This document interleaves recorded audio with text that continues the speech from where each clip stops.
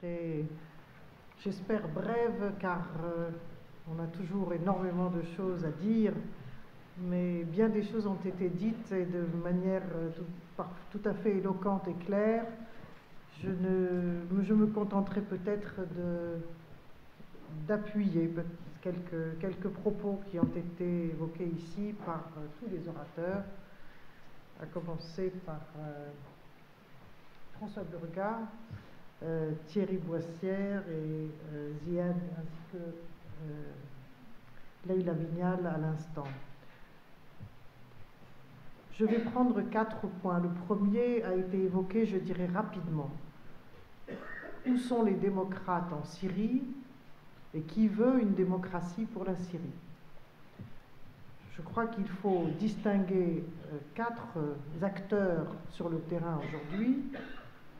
Le premier, c'est une société civile qui est non engagée politiquement, mais qui a été décrite très bien tout à l'heure, qui a une conscience politique élevée, qui trouve de nouveaux modes d'organisation et qui est fondamentalement non partisane. Elle est à la fois civile et elle est également militarisée. Cette catégorie-là est très importante, elle constitue la majorité du mouvement. La deuxième catégorie, ce sont les formations politiques. Là aussi, volet politique, bras militaires. Parmi ces formations politiques, ce sont celles qui ont toujours évolué dans l'espace politique syrien, aussi fermé soit-il. Et là, nous parlons de forces nationalistes, de gauche, libérales et islamistes, les frères musulmans. C'est le paysage politique syrien.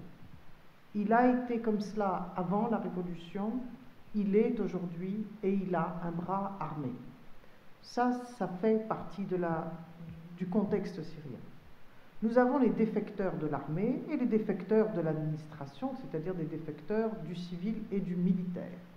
Ceux-là, parmi les militaires, ont un rôle extrêmement important puisqu'ils ont été les premiers à encadrer des jeunes qui ont pris les armes, mais qui n'avaient aucune expérience. Donc les militaires qui sont arrivés, un certain nombre d'entre eux sont restés, mais les risques sont tellement importants que beaucoup sont également sortis et se sont marginalisés. Ils auraient pu avoir un rôle plus important, ils auraient pu être utilisés comme des composantes fondamentales, essentielles d'une stratégie vis-à-vis de l'armée libre.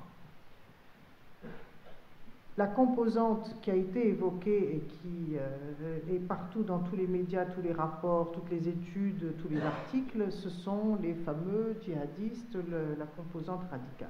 Ceux-là, on ne les connaissait pas, ou plutôt on les connaissait dans toute la région. Ils se baladent effectivement d'un endroit à l'autre. Ils ne font pas partie de ce pays. Ils sont une maladie qui touche toute la région. C'est un cancer. Et cette maladie, eh bien, il faut la combattre. Il n'y a pas d'autre appellation. Ce que je dis peut paraître simplificateur. Il y a évidemment bien des complexités sur le terrain. Mais fondamentalement, c'est cela le mouvement. Et c'est fondamentalement là-dessus que l'on doit bâtir une stratégie. Quand on dit il n'y a pas de démocrates, en réalité, c'est parmi ces groupes-là qu'on va trouver chez les groupes qui ont refusé, à vrai dire, qui ont résisté au financement islamiste. Il faut savoir que la révolution syrienne n'est pas islamiste, elle n'est pas devenue islamiste, elle est financée par des sources essentiellement islamistes et par conséquent, nous avons ce que nous avons sur le terrain avec bien d'autres facteurs, mais celui-là est absolument décisif.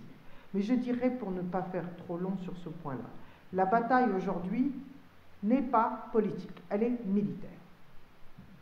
Et influencer le contexte militaire est la priorité, car il n'y aura pas d'issue démocratique sans soutien aux démocrates qui se battent. Les démocrates ont pris les armes. ils ont été obligés de prendre les armes, les conditions ont été évoquées ici, ils se battent aujourd'hui. Ceux-là ont besoin d'être soutenus si l'on veut une issue démocratique en Syrie.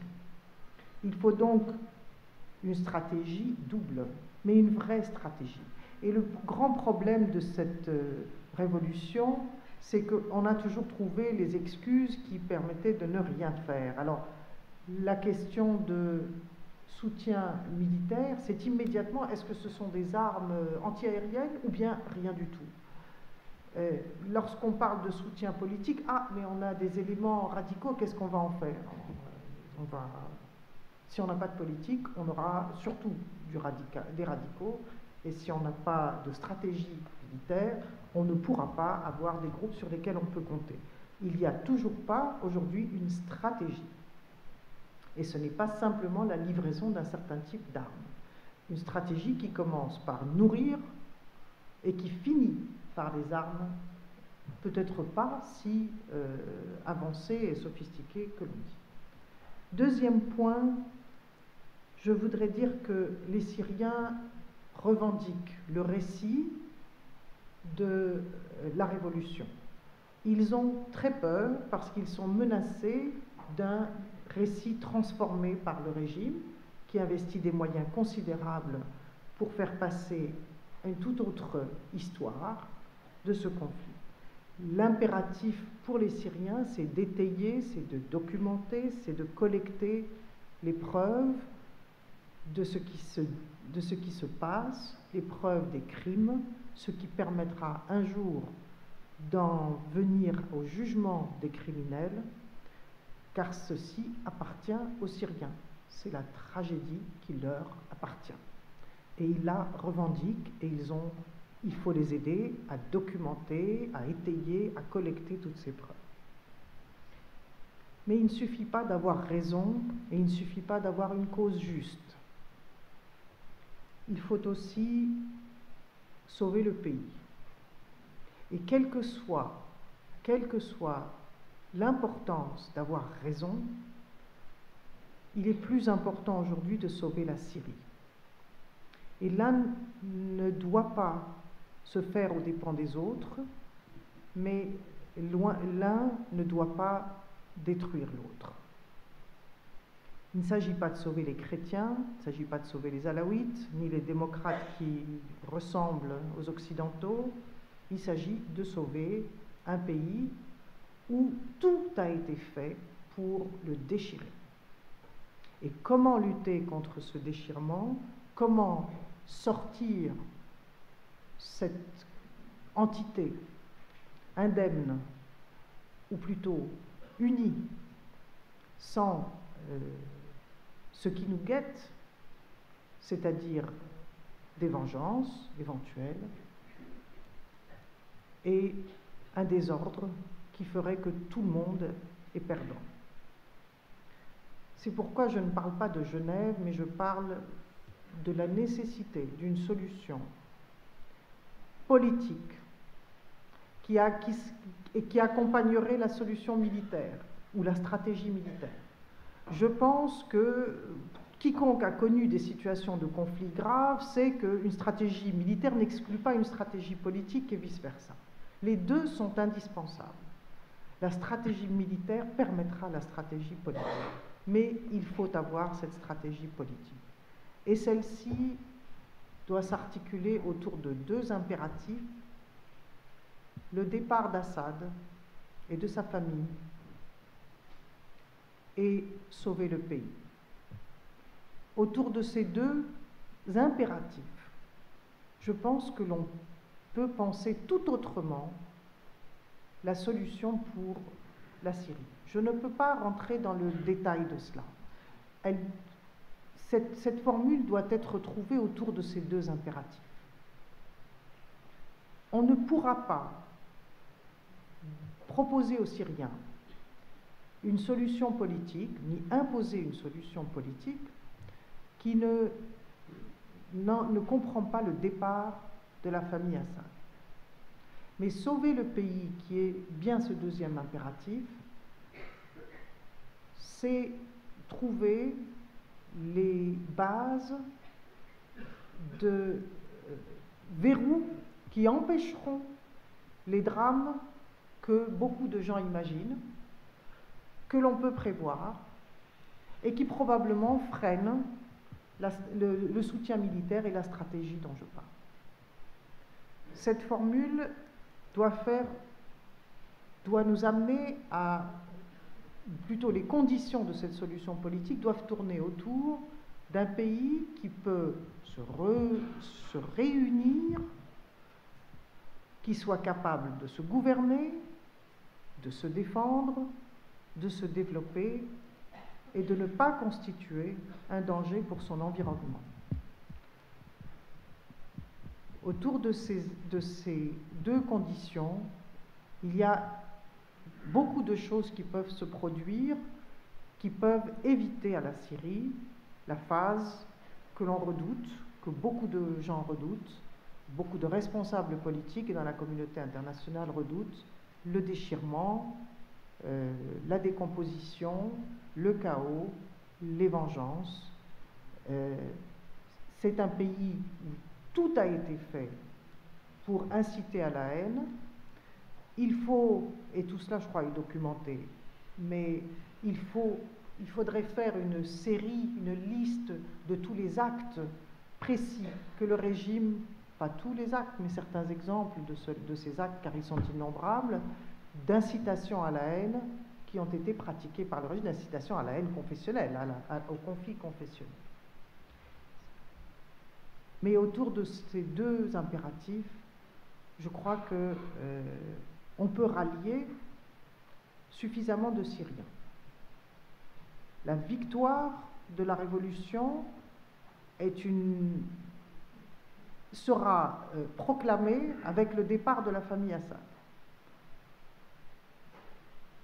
Il est possible de convaincre beaucoup de factions qui se sont battues, qui ont payé très très cher, qui ont perdu parfois des frères, des sœurs, des enfants, des familles entières.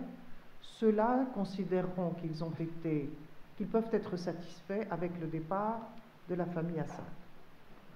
Au-delà, beaucoup de compromis sont possibles. Beaucoup de compromis sont possibles et beaucoup de compromis vont être nécessaires puisqu'il s'agit non pas de la victoire de la révolution seulement, mais de sauver le pays. Je voudrais terminer par les propos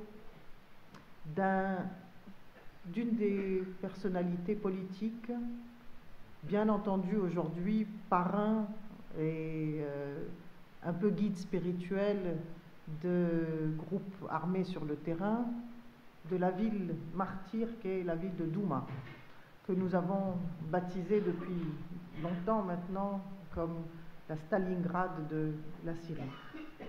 Lorsque on parle aux gens de Douma aujourd'hui, par Skype bien sûr, on les entend renifler, ils sont comme enrhumés.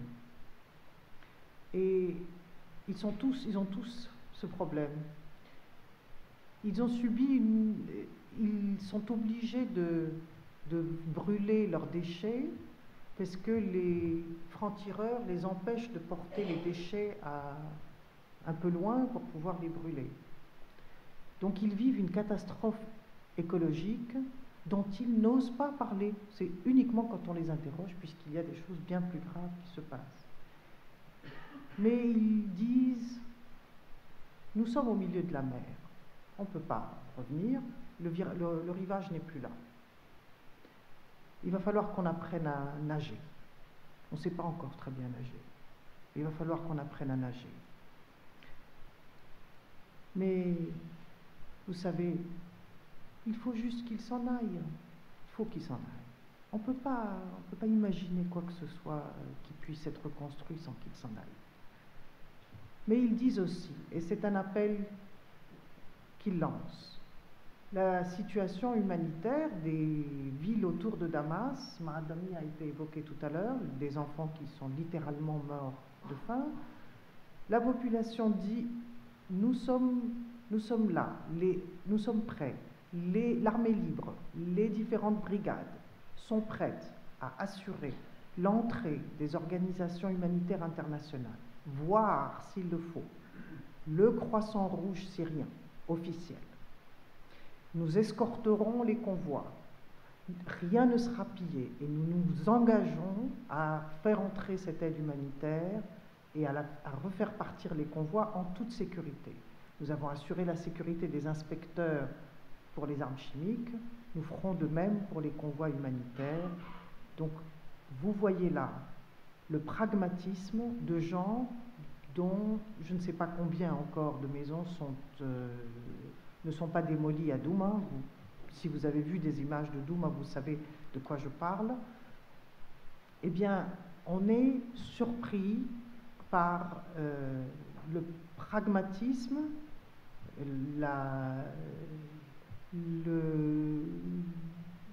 et en réalité une modération qui vous laisse béat. Et je dirais qui devrait peut-être suggérer à certains éléments de l'opposition un peu plus d'humilité et moins de discours où ils pérorent sur nous voulons la destruction du régime dans toute sa symbolique, dans tous ses symboles, dans toutes ses structures, et un discours qui, à mon sens, ne regarde plus les réalités du pays, et quel que soit l'engagement qu'on peut avoir, et je suis de ceux qui se sont engagés sans prendre de risques majeurs, c'est pas moi qui prends les risques, ni ceux qui se sont engagés dans l'opposition politique à l'extérieur, quel que soit notre souhait de voir la victoire de la révolution, c'est peut-être la Syrie que nous voulons voir sauvée, plus encore qu'une victoire totale. Toute victoire totale semble aujourd'hui, dans l'état actuel des choses, dangereuse pour la Syrie. Merci.